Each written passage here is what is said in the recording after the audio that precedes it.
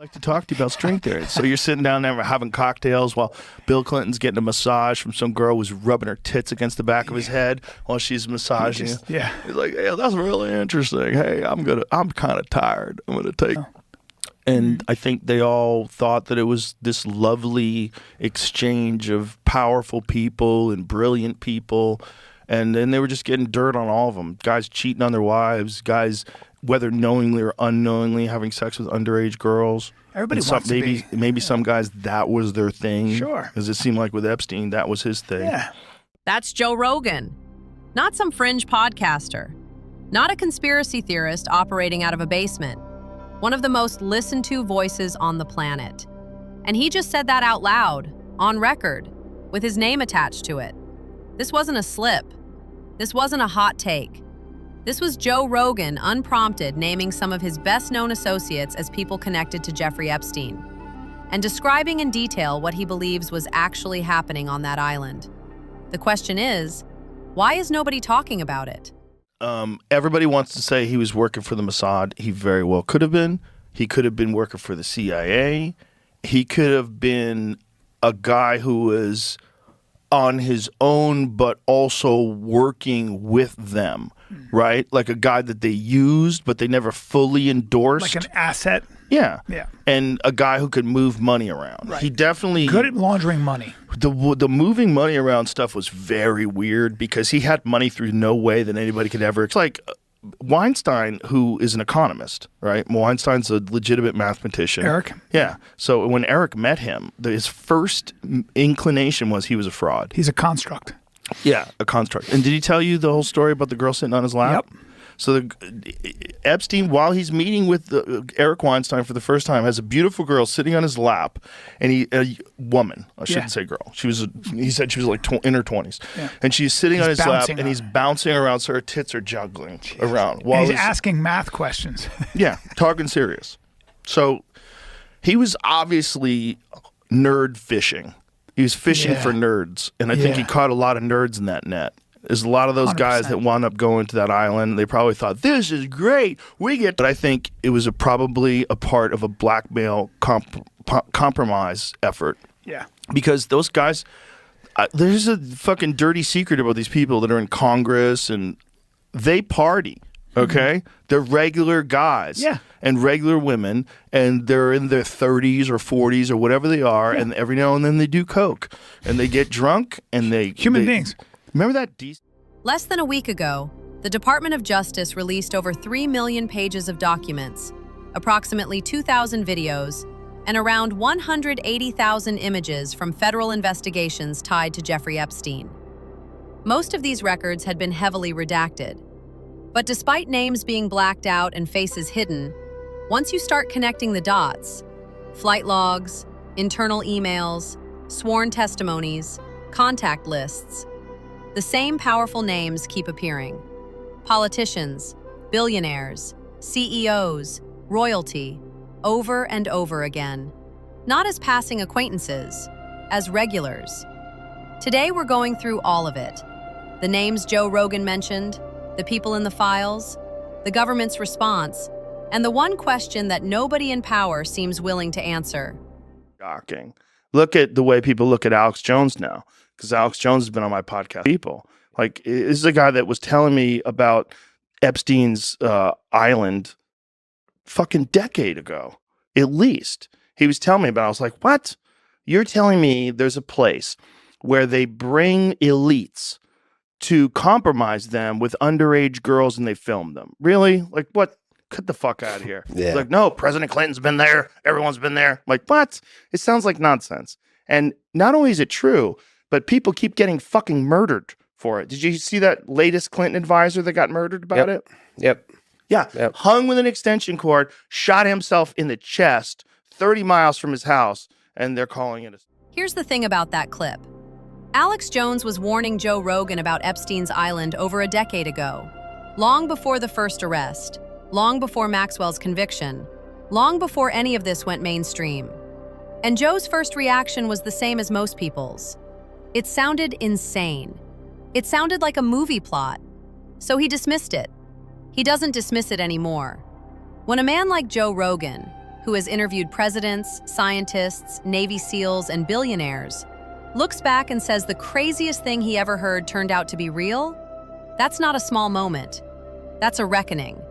And what makes it more significant is that Rogan didn't stop there. He went further. He started naming names. Not carefully, not with heavy legal caveats. He just said it. And the chairman of a prominent law firm is stepping down over his association with Jeffrey Epstein. Paul Weiss law chair Brad Karp says in a statement, quote, "Recent reporting has created a distraction and has placed a focus on me that's not in the best interest of the firm." The firm says Karp will remain with the firm, just in a different role. Senior Washington reporter Will Staken is here for more. Hi, Will. So what's the latest on this growing list of prominent people facing scrutiny over the Epstein files? Yeah, Diane, well I think, Mr. Karp right here is kind of the latest fallout from these Epstein files. Like you said, the really powerful law firm Paul Weiss announced that Mr. Karp would be stepping down after his name appeared in these files. Now, the law firm did not give a reason why Mr. Karp is stepping down, and previously the law firm denied Mr. Karp had any wrongdoing, but with this release of these files, his name appears in the files, mostly with his assistant trying to schedule meetings with Mr. Epstein. But there's an email between Mr. Karp and Epstein where he's asking about if he could help, get his son some kind of job in an upcoming Woody Allen film. So I think these emails, obviously are continuing to have fallout across, widespread industries. It's kind of the latest fallout here. We saw recently that popular wellness influencer TriniTEA also stepped down from his role. But Juliette Bryant said when she met Epstein in South Africa, surrounded by powerful people, it made her feel safe. A girl approached me and said she was here at the King of America. He was here with Bill Clinton and Kevin Spacey and Chris Tucker. Bryant did not accuse the other men of wrongdoing, but said Epstein flew her to New York and then put her on a private jet. As the airplane took off, he started touching me forcibly in between my legs, and I freaked out. I realized this is not a modeling opportunity. I've been kidnapped. Bryant received damages from Epstein's estate. In the last few weeks, Juliette, we've seen people like royals, prime ministers, people in positions of power face real consequences. How do you feel about that? Well, I think it's amazing that they're all being exposed, but I just would like to see them all held accountable. For not releasing all the files will not hold up in a court of law. This isn't going away until people go to jail. 40 minutes of me catching you red-handed. And lawmakers directly criticizing the Attorney General, saying she ducked questions last week on why the names of some high-profile men were blacked out in the files while some victims' identities were revealed. She wasn't confident enough to engage in anything but name-calling in a hearing. And so, no, I don't have confidence in her. Meantime, in Hollywood, high-profile sports and talent agent Casey Wasserman announced he's now selling his agency after the DOJ files revealed he exchanged emails with Epstein's now-convicted co-conspirator Ghislaine Maxwell in 2003, years before Epstein first pleaded guilty to sex crimes. In an email to his staff, Wasserman said he had, quote, limited interactions with Epstein and Maxwell, but said he now believes he's become a distraction to the company's work. And he said he's devoting his full attention to his other role as chairman of the 2028 Los Angeles Olympic Games. Michael. The latest Epstein file release placed the same names that had been floating around for years, quietly mentioned, quickly dismissed, alongside concrete timelines, repeated contact, and direct documented links to Epstein's operations. Now, I'm not going to read you all 300 names. We're going to put it up on the screen here, but this is an example of some names. Jay-Z, Beyonce, Steve Bannon, George W. Bush, Bill and Hillary Clinton, George Clooney, Ron DeSantis, Richard Branson, Fidel Castro, Kurt Cobain, Mick Jagger, Cory Booker, Jeff Bezos, Joe and Jill Biden, Michael Cohen, James Comey, David Copperfield, Robert De Niro, Robert F. Kennedy Jr., Jared Kushner, Janis Joplin, Donald Trump, Mark Zuckerberg, Peter Thiel, Ivanka Trump, J.D. Vance, Chris Tucker, Rupert Murdoch, Gavin Newsom, Alexandria Ocasio-Cortez, Elvis Presley, Brett Ratner, Alyssa Milano, Elon Musk, Larry Nassar, Barack Obama, Tucker Carlson, Rosie O'Donnell, Bill Gates, Rudy Giuliani, Nikki Haley, Leon Black, Woody Allen, Alex Jones, Michael Jackson. Okay, so that's just the sampling of the name. Let's start with the one name that's been impossible to ignore: Bill Gates. A photo of Gates posing with a woman whose face has been redacted appeared in the files. Emails between Gates and Epstein surfaced, showing Gates allegedly trying to conceal a sexually transmitted disease from his wife following contact with Russian women connected to Epstein's network. As soon as those emails became public, Gates issued a statement calling the claims absolutely absurd and completely false. I wanted to see who this man was, and I regretted it from the second I stepped in the door. He was abhorrent.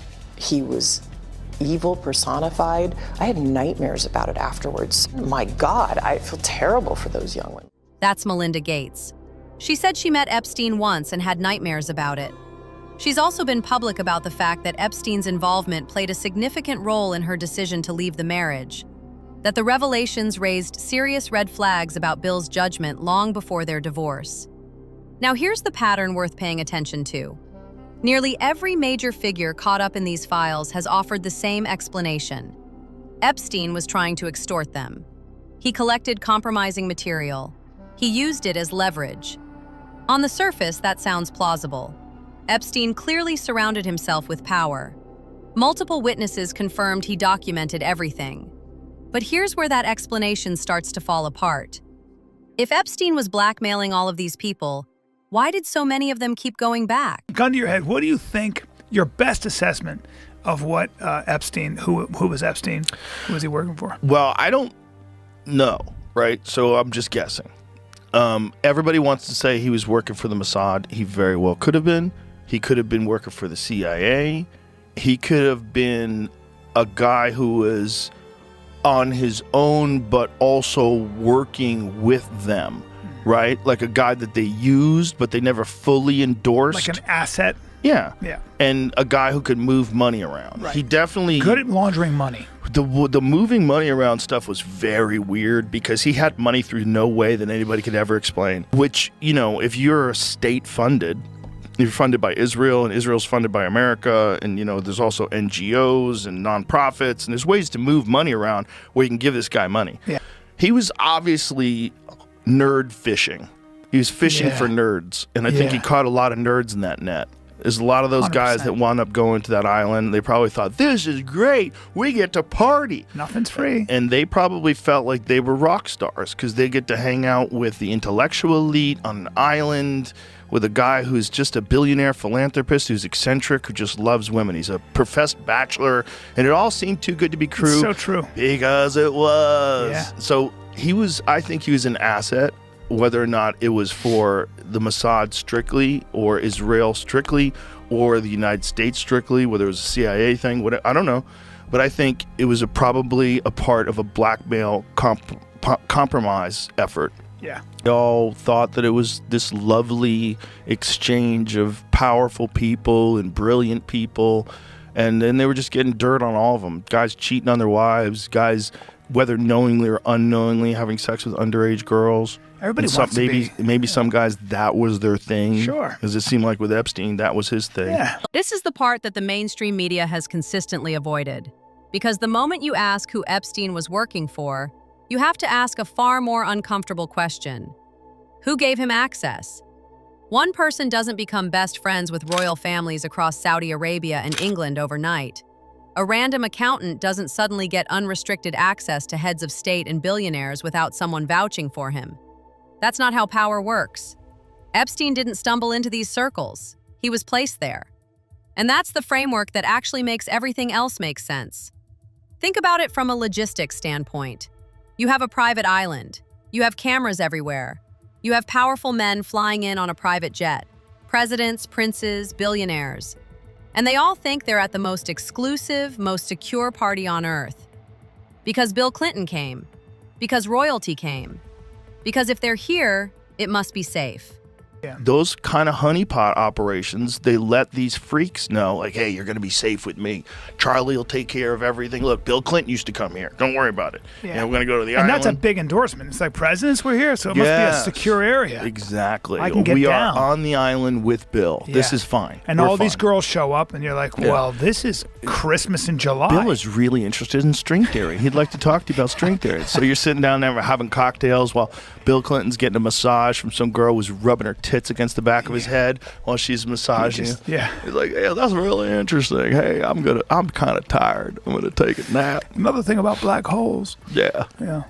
Rogan made this point, and it's one of the most clarifying things said about the entire operation. These men couldn't indulge their appetites through normal channels. They were too recognizable, too powerful, too exposed. Epstein's Island was the only place they could go. And that's exactly why it was built, not for them, for the cameras. The files also shed new light on connections to some of the most powerful names in American politics right now. While Donald Trump has denied any wrongdoing and insists he cut ties with Epstein years before his arrest, his name appears hundreds of times across the newly released documents. Several of his close associates, including Steve Bannon and Commerce Secretary Howard Lutnick, appear in emails maintaining friendly contact with Epstein years after his initial conviction. Then there's Elon Musk. Musk's name appears in emails from 2012 to 2013, discussing possible meetings, travel plans, and a potential visit to Epstein's Island. One email reportedly has Musk asking, and I'm quoting directly from the document, "What day/night will be the wildest party on your island?" That doesn't line up with Musk's earlier public claim that he simply refused Epstein's invitations. Musk has since stated he never went to the island, never flew on the Lolita Express, and insists the emails are being taken out of context. He's also one of the loudest voices demanding the full client list be released publicly.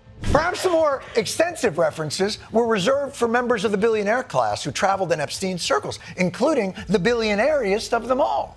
New emails from billionaire Elon Musk and Epstein coordinating a possible visit to the financier's infamous island. Elon says, "Do you have any parties planned? I really want to hit the party scene in St. Bart's or elsewhere and let loose." I'm sorry, I hate to do this. Can we zoom in on the email on that, please? Christmas Day?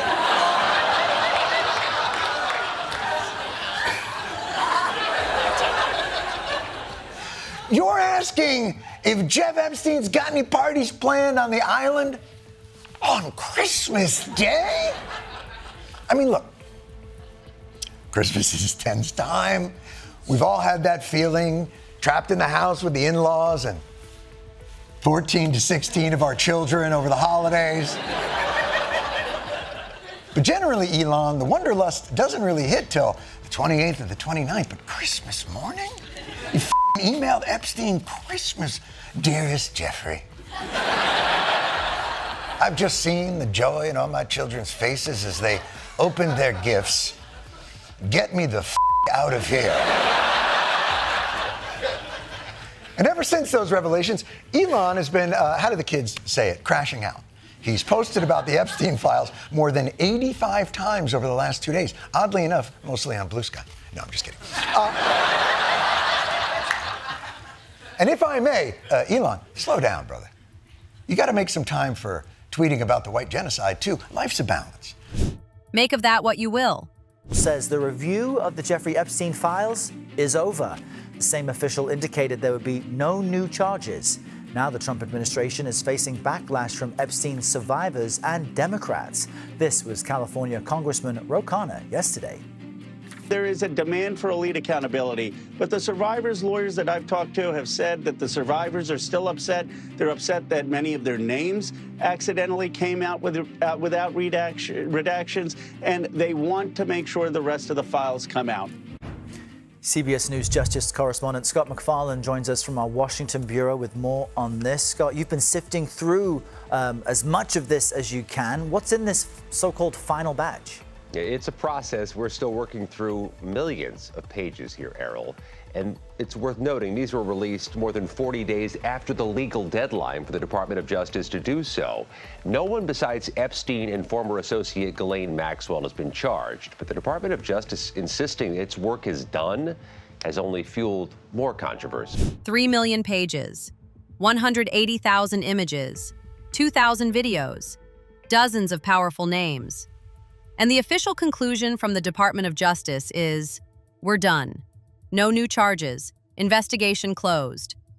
The documents were released more than 40 days after the legally mandated deadline.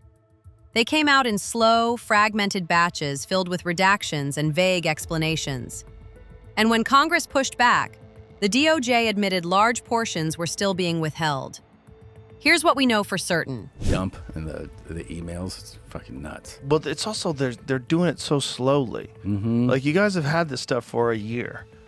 Like, we were promised multiple times, it's coming, it's coming. Doesn't it seem like you could just throw all that into AI at this stage of the game? Yes. And just redact the names of the victims and let's go? Yeah, of course. It seems like that would take 5 minutes. I mean, it feels like, you can't help but feel like the administration is just like watching their back, and that's why it's happening. Watching someone's back. Yeah. I mean, it's all speculative why they haven't released it, but it's not good. It's not good for everybody's confidence. No. It's not good that this thing was going on, that they had this bizarre blackmail operation running. That's very weird. Very strange. Very weird. But it kind of makes sense. Because if you're a 60-year-old billionaire and you're a freak and you like to get your freak on, but unfortunately you're a gigantic software developer and everybody knows who you are. Yeah. Like, it's hard to get your freak on. Well, that's the thing is, like, it makes sense when you go like, oh, some of these dudes really liked visiting that place. Yeah. It's like, that's the only place they can go. Right. You can't go anywhere else. Right. And that's why they set it up for them. Yeah. Eric Weinstein said that to me once. And I was like, oh, okay, that makes sense. If you're the former president of the United States, you can't go to a nightclub. Yeah, he said, I think there are people out there that provide experiences for certain people that have a hunger for them. Yeah. I was like, of course. And that's also how they compromise people too, right? Oh, yeah. That's how they get you to vote the way they want you to vote and play ball. Bobby, we got video, you sucking a dick. Yeah. Yeah. What do you want to do? What do you want to do? Yeah. Because, like, I bet all those people have something on them. That's how they stay in the game. They have to. It's like skull and bones. You got to suck the dick. Well, look at, like, otherwise we can't trust you. For the Epstein shit, like, look at the level of people that we're visiting. I mean, it's all at the highest level of influence, power, and fame. Yeah. And so you go, yeah, this dude wants to do some wild shit. He can't go to Cheetahs and get it done. You know? Yeah. You can't do it. He's got to go somewhere. Yeah. What sounds good? A private island. Yeah. He can't just like order up a call girl. It's too risky. Where are you going? I'm going to Captain Billionaire's house to go suck his dick. I To do it suck every it. Tuesday. Plus, I'm on meth, and I'm really good at keeping secrets. Yeah. These guys, it's dark. It's fucking dark. Epstein is dead. Maxwell is serving her sentence. No one else has been charged. And the people who flew to that island, attended those parties, and are named in those documents, they're still walking free, still in power, still making decisions that affect millions of people. And the one man brave enough to say it all out loud, without a filter, without a publicist, without carefully worded legal statements, was a podcaster. Not a senator, not a journalist, not a federal prosecutor. Joe Rogan. The Epstein files didn't reveal something new. They confirmed something that people like Corey Feldman, Mel Gibson, and Jim Caviezel had been trying to tell the world for decades. That the most powerful people on Earth operate by a completely different set of rules. That money and access don't just bend the law, they make it. And the most disturbing part isn't what's in the files. It's that we have the files. We have the names. We have the flight logs, the emails, the photos, the testimonies. And nothing is happening. The system isn't broken. It's working exactly as designed. Drop your thoughts in the comments, and if this video got to you, share it with someone who's still not paying attention.